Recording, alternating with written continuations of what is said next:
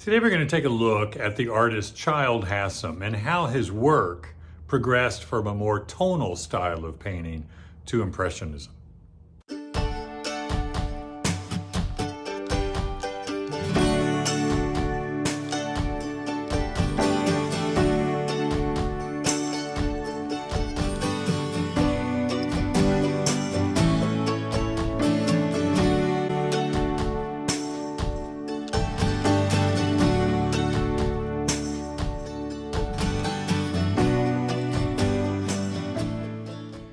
Today we're taking a look at American Impressionist Childe Hassom and how his work developed or evolved from a very dark palette, very line-oriented, to a more impressionistic high-key palette and very shape-oriented. Childe was born in 1859 and died in 1935. He's from Boston, and he quit school early on at the age of 12 to help the family with money, and his dad got him an apprenticeship at an accountant firm. Unfortunately, he was really bad at that.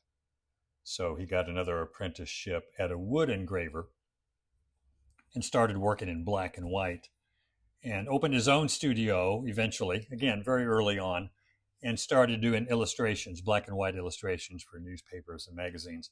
He also, at this point, began to paint, mostly in watercolor. This is one of his early oils, but he started in watercolor, eventually went to Europe for just a short painting trip, looking at mostly English watercolors, came back and got married and started painting in oils a little bit, but thought he needed more training in Europe. And he went back a second time and studied in France and met Monet and the Impressionists and some of the early American Impressionists. And that's when his palette changed. But you can see in his early palette, everything is very dark and heavy, relying a lot on black and brown. Not that there's anything wrong with painting with a earth palette using, black, burnt sienna, ochre, white. You can certainly get good composition, good values, good shapes with just a little bit of subtle color. And that's, makes a beautiful painting. But he went beyond that and started changing his palette because there's no atmosphere here. The shadows are all black with a little brown. Shadows in the trees in the background here are a lot lighter, but there's not much subtle value change between the values. Just a high contrast light and a very dark. Not a lot of subtleties that work in the painting very well. Here the palette is still very earth palette oriented, but the values are getting a bit more subtle. There's more in-between values, in between that real dark and light. I really like that painting. And this one, you can see now there's a lot more subtlety, introducing a bit more color in his shadows. Not as much black. The black is reserved for darkest darks, maybe in the foreground. Some other dark or really dark areas are black in kind of the middle ground, but none in the background. So a bit more atmosphere, using more blues in the shadows and the distance to make things recede a lot more. And gradually the palette gets lighter and lighter. And this is not a very good image. It's a small file, so it pixelates, but you can see the colors now have a lot more impact. Still, good values are there. Good drawing is there. And there's still a lot of outline too. Things are very outline oriented. There's an outline around all the pots, the pictures. He hasn't quite mastered the impressionistic idea of things kind of dissolving into the light. Here he's starting to lighten up a little bit, starting to see more color within the shadows and different variations of shadows. In other words, the vertical darks now are a different value from the flat darks.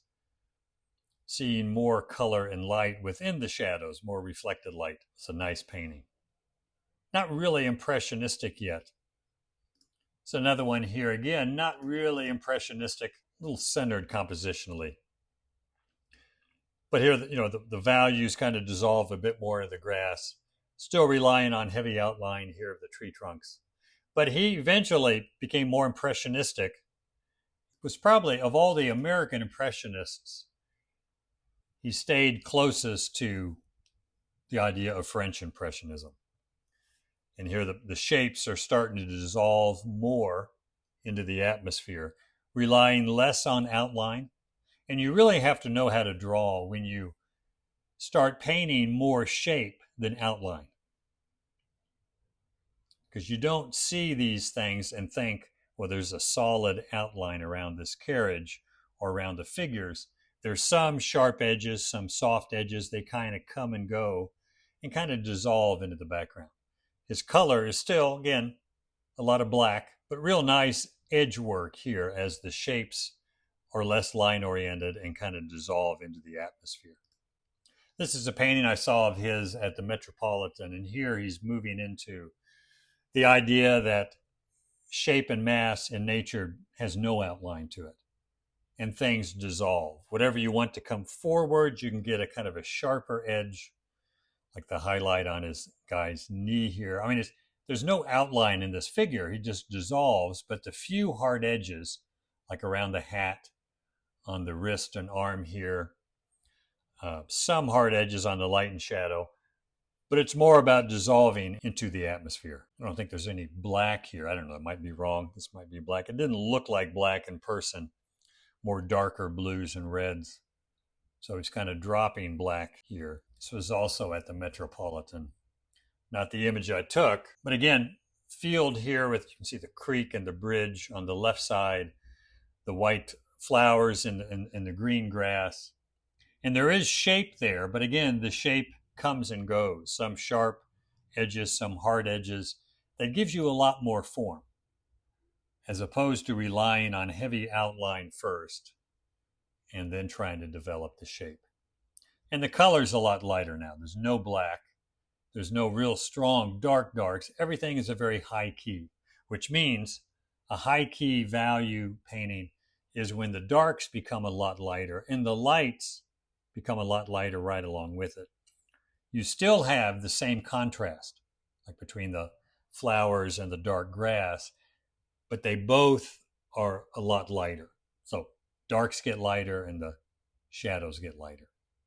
Same thing here. Again, you can see the shapes are a lot less oriented towards outline, and it's more about a light shape, like on the back of her neck and on her back, against the light shape of the background. It's putting one shape against another and working with the edges to have that form sharpen in some areas and dissolve in other areas to make it look three-dimensional. It's a little hard concept to understand at first because I think we're geared towards seeing things in terms of outline. Same thing here with the flowers. They're really not outlined. He's painting in big shapes or masses of the red flowers. Some of the edges dissolve into the green and some are a little bit sharper. Again, kind of a small file here, but you get the feel of the shapes that dissolve into the atmosphere as they recede or turn, and how the sharper edges make parts of the flowers come forward.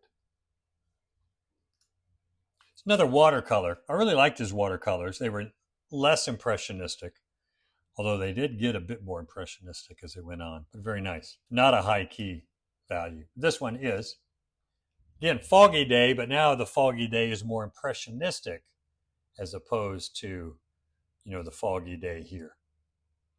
Less outline. The shapes now are more shape-oriented, one shape against another, and the buildings and the trees kind of dissolve.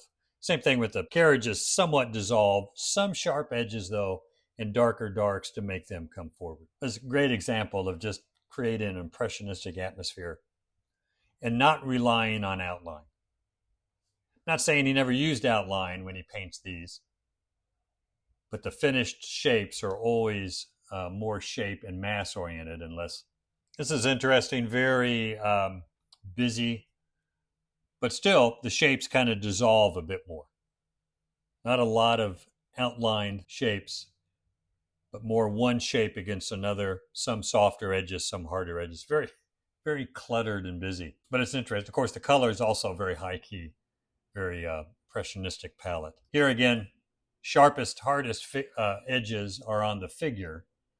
And then from there, all the other edges gradually get softer and softer. His brushstrokes are very small, very Monet type brushstrokes, but it doesn't feel overly detailed. Usually you have small brush strokes and things look or feel too detailed. But here the brush strokes are small, but you can still see the big shapes and masses of what's important in the painting. It doesn't, the detail doesn't kill the big shapes, in other words. Shapes of the lantern still hold their shape, even though it's small brush strokes. Same thing with the figure in the background. The big shapes still hold together with still a sense of smaller brush strokes. Here, another figure. Again, to use smaller brush strokes and not use outline and think more in terms of mass, you have to really draw really well. He can see things in big shapes and still have it hold together without a lot of outline.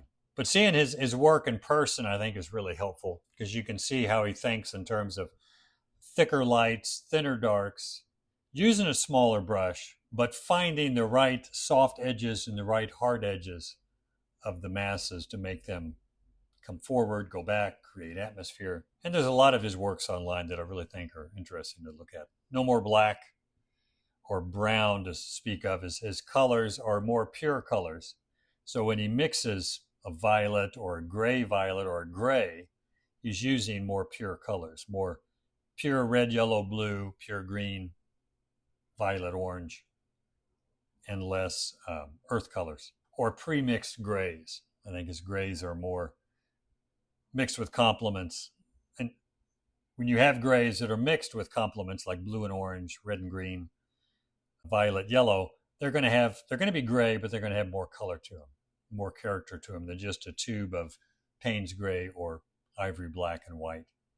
I like how this tree, while it's solid as a tree, it kind of dissolves where it's not clear, but the sharper edges in the foliage make it stand out. And a lot of choppy, broken brushwork in the cliff, but the cliff still reads as a solid light value against the darker background and the darker foliage in front. So again, small brush strokes to break up the form, but they still hold together. The foliage on this foreground tree still holds together in a solid shape, but there's a lot of small choppy brush strokes that are close value with a variety of color. And his street scenes, which I didn't find as many large files, but same thing with the buildings, the street scenes. There's no outline, but there's separated shape there. And that's what drawing is, getting the right proportion, the right size of the shape compared to the proportion and shape of the other shapes around it. It's not about doing a perfect outline before you just fill in with color. Nice simple landscape here. One shape kind of dissolves into the other as it recedes. Good values. But again, more pure color, no black or earth colors here to speak of. This might be a little bit earlier painting, but boy, really nice how he breaks up the shapes of the foliage in the garden. Very impressionistic and loose in the background, where the head here and the figure is a little bit more classically painted, more value oriented. And that contrast, the more delicate work of the head and hair and the figure compared to the background. Really impressionistic.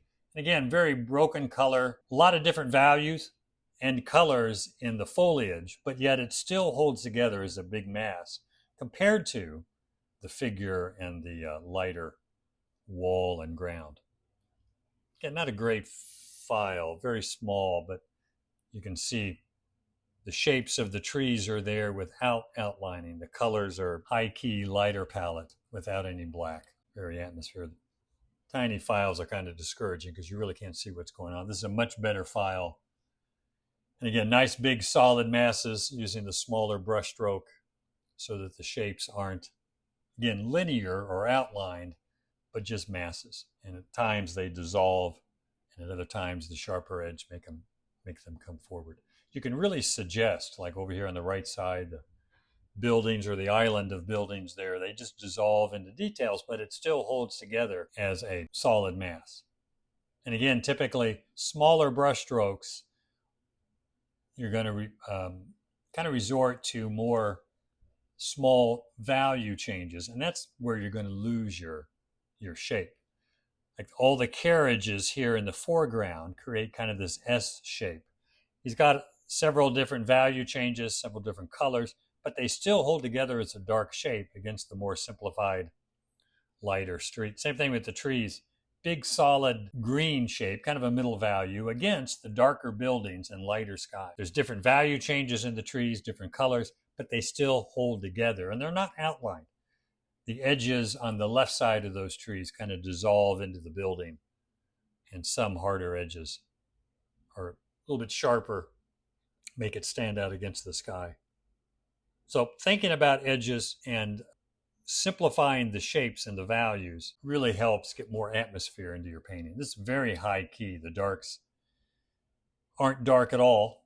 Lights are very light, almost chalky looking, but very high key. It gives you that strong sense of light and a lot of atmosphere, a lot of warm, or a lot of color temperature contrast, a lot of warm lights, cool shadows. This one darker, more cloudy day, but again, he's seeing the shapes in terms of one mass against another instead of overly outlining and getting too many sharp edges. Not as high key value. The values are darker. The lightest lights are pretty dark, and the darkest darks are very dark. So he's lowered the value key here, making the darks darker and the lights darker. Creates a different mood, but very impressionistic in the brushwork and the lack of outline there as well. This is a great one here where, again, everything dissolves into the fog of a snowy day, but sharper edges, darker values in the foreground kind of come forward. And it's a little messier when you paint this way. You lose edges. That can feel uncomfortable because if you're still thinking drawing means outline, that can make you feel kind of yucky. But trying to see things in terms of mass instead of outline and allowing the edges to kind of come and go, become harder or softer, is going to give you a lot more depth. Because remember, we work on a flat surface. It's two-dimensional, and the only way to show 3 dimensions is to get away from outline and let the edges work and create the depth. Now, a lot of artists use outline in their paintings to create some flatness, to make the design stand out more. And that's certainly legitimate too, but to create a more impressionistic idea of what you see, you want to see more shape and less line. The edges of the buildings just dissolve into each other. Some a little bit sharper so they come forward, but there's still big shapes and big masses here. There's just not outlines around them to make them flattened. And the color, a lot lighter. And the values are a lot higher key. Hope that gives an idea of kind of a difference between line-oriented painting and trying to see things in terms of mass and shape, using edges to create that atmosphere. And also, that goes along with it, I think, having a higher or a lighter value palette of more pure colors as opposed to earth colors.